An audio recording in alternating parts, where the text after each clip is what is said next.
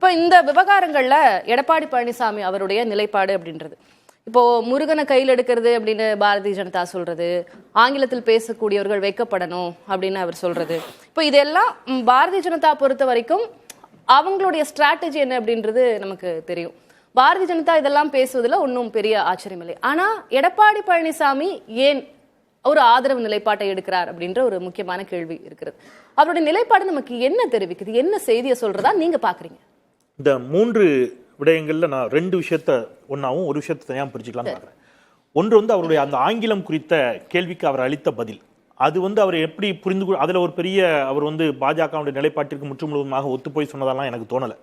அவர் என்ன நினைக்கிறாரு, அவங்க தாய்மொழி வளர்க்கணும்னு நினைக்கிறாருங்க அப்படிங்கிற ஒரு எளிய மனநிலையிலிருந்து அதை பார்த்து நகர்ந்திருக்கிறார் மாண்புமிகு எதிர்க்கட்சி தலைவர் அப்படின்னு தான் நான் நினைக்கிறேன். பட் அவர் அமித்ஷா அவருடைய தாய்மொழி ஹிந்தி நினைச்சிட்டாரான்னு தெரியல, அது குஜராத்தி. ஸோ அவருக்கு ஹிந்தியை ஃபோக்கஸ் பண்ணி தான் அமித்ஷாவினுடைய அந்த வாதம் இருந்துச்சு. ஓகே, அது பிரச்சனை இல்லை. பட் மற்ற 2 விடயங்களும் ரொம்ப முக்கியமானது. ஒன்று கீழடி, இன்னொன்று முருகன் மாநாடு. நான் முதல்ல முருகன் மாநாடு முடிச்சுட்டு கூட கீழடிக்கு வரேன். முருகன் மாநாடு விவகாரத்தை பொறுத்தளவில் அதிமுகவுடைய நிலைப்பாடு அப்படிங்கிறதுல நீங்கள் ஏதோ அதிமுக இன்னைக்கு தான் அந்த நிலைப்பாடு எடுத்திருக்குது, திடீர்னு பாஜக ஆதரவு நிலைப்பாட்டுக்கு எடப்பாடி பழனிசாமி பேருக்கிறாரா அப்படிங்கிற மாதிரி கேட்கின்ற பொழுது அப்படி அல்ல. அஇஅதிமுக நிலைப்பாடு ஆரம்பத்திலேருந்து அப்படி தான் உண்டு. நீங்கள் ராமர் கோயில் கட்ட வேண்டும் என்று முடிவு செய்த பொழுது ராமர் கோயிலுக்கு யாரும் எதிரி அல்ல. ஆனால் பாபர் மசூதி இடிக்கப்பட்ட அதே இடத்தில் ராமர் கோயில் கட்ட வேண்டும் என்று சொல்லுகின்ற பொழுது கரசேவைக்கு செங்கல் அனுப்பியவர் மரியாதைக்குரிய மறைந்த முதலமைச்சர் அம்மையார் செல்வி ஜெயலலிதா அவர்கள் அப்படிங்கிறத நாங்கள் நினைவுபடுத்துறேன்.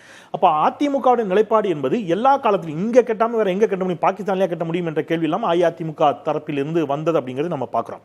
கட்டாய மதமாற்ற தடை சட்டத்தை கொண்டு வந்தது அதிமுக அப்படிங்கிறது நான் இங்கே பார்க்குறேன். அப்போ மதம் சார்ந்து அப்படின்னு உடனே நீங்கள் என்ன நினச்சிடக்கூடாது, ஒட்டுமொத்தமாக மதம் சார்ந்து அதிமுகவினுடைய செயல்பாடுகள் ஒரு அப்படி இருந்துச்சா அப்படின்னா அப்படி இல்லை. அங்கேயுமே நீங்கள் பார்த்தீங்கன்னா ஆடு ஒலி பள்ளியிடுவதற்கு தடை சட்டம் கொண்டு வந்து அதன் பிறகு தேர்தலில் படுதோல்வி அடைந்த பிறகு 2004 நாடாளுமன்ற மக்களவைத் தேர்தலில் தோல்வி அடைந்த பிறகு அதை திரும்ப பெற்றார் அப்படிங்கிறதையும் பார்க்கணும். நம்முடைய புரட்சித் தலைவர் எம்ஜிஆர் அவர்கள் காலத்திலேயே முன்னேறிய வகுப்பினருக்கான இடஒதுக்கீடு அல்லது அதை பிற்படுத்தப்பட்டோருக்கான இடஒதுக்கீட்டை சாதி அடிப்படையில் கொடுக்கக்கூடாது என்ற அடிப்படையில் பொருளாதார அடிப்படையிலான இடஒதுக்கீட்டை அவர் கொண்டு வந்தார். அப்போ அவர் ஆட்சியில் இருந்தார். நடைபெற்ற நாடாளுமன்ற தேர்தலில் அதிமுக படுதோல்வி அடைந்தது. அதன் பிறகு அவர் 31 விழுக்காடு 50 விழுக்காடாக மாற்றினார் என்பது வரலாறு. அப்போ அதிமுகவுடைய நிலைப்பாடு என்பது எப்போவுமே ஒரு சாஃப்ட் ஹிந்துத்வா அல்லது சில இடங்களில் தேவைப்படுகின்ற போது ரொம்ப ஹார்ட் ஹிந்துத்வாவாக தான் இருந்திருக்குது. அதில் இன்றைக்கு எடப்பாடி பழனிசாமியும் விதிவிலக்கல்ல அப்படிங்கிறத தான் இது காட்டுகிறது. இந்த முருகர் மாநாடு நடத்துவது பிரச்சனை இல்லை.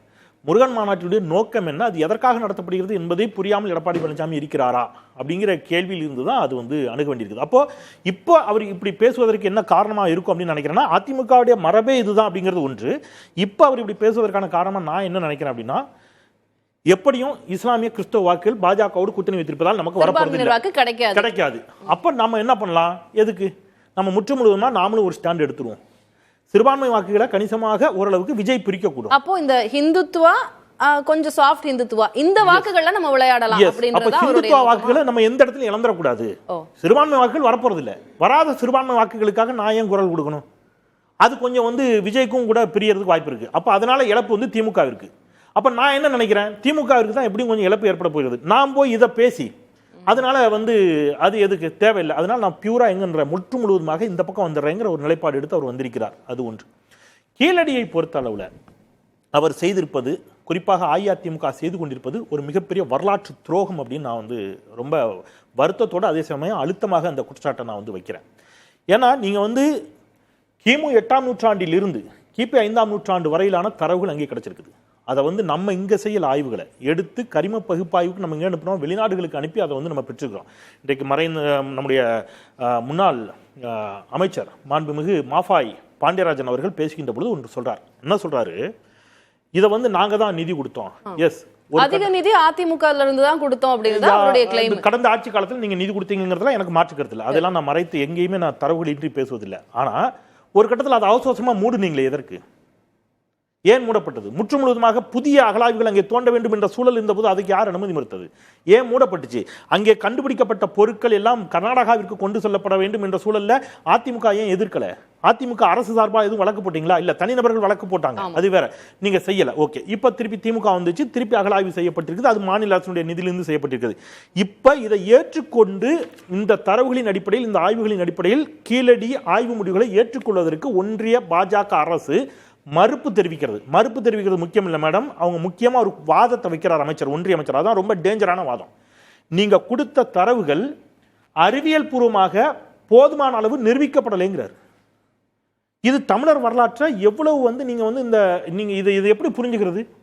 இப்ப இதை நியாயமா தமிழ்நாடு மக்கள் பக்கம் நின்று கண்டித்திருக்க வேண்டிய அஇஅதிமுக, மரியாதைக்குரிய முன்னாள் அமைச்சர் மாஃபாய் பாண்டியராஜன் என்ன சொல்றாரு அப்படின்னா, திரு ஆர் பி உதயகுமார் சொல்லும்போது கீழடி நிராகரிக்கப்பட்டா எதிர்க்கக்கூடிய முதல் குரல் அதிமுக குரலா தான் இருக்கும், சமர்ப்பிக்கட்டும், அதுக்கப்புறம் எப்படி ஒரு ரிசல்ட் சொல்லதானே போறாங்க. இப்ப சமர்ப்பித்ததுக்கு நீங்க அனுமதி கொடுக்கலங்கறதான பிரச்சனை. நீங்க அமைச்சர் 3 முக்கியமான கொஞ்சம் கிளாரிட்டி கேட்டிருக்காங்க. இல்ல அப்படி இல்ல, நான் அமைச்சருடைய வாதங்களை அப்படியே நான் உங்களுக்கு சொல்றேன். அமைச்சர் சொன்ன வாதங்கள், கஜேந்திர சிங் அவர்கள் சொன்ன வாதம், நீங்கள் சொல்லும் அந்த அறிக்கை அறிவியல் பூர்வமாக இல்லைங்கிறார்.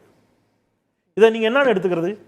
சரி, நான் என்ன சொல்றேன், இருக்கட்டும், இது ஒரு பக்கம். பாஜக அப்படித்தான் சொல்ல, எனக்கு அதுல மாற்று கருத்து இல்லை. ஆனால் மாஃபாய் பாண்டியராஜன் அவர்கள் என்ன சொல்றாரு தெரியுமா? அவர் சொன்ன வாதம் தான் எனக்கு பெரிய ஷாக்கிங்.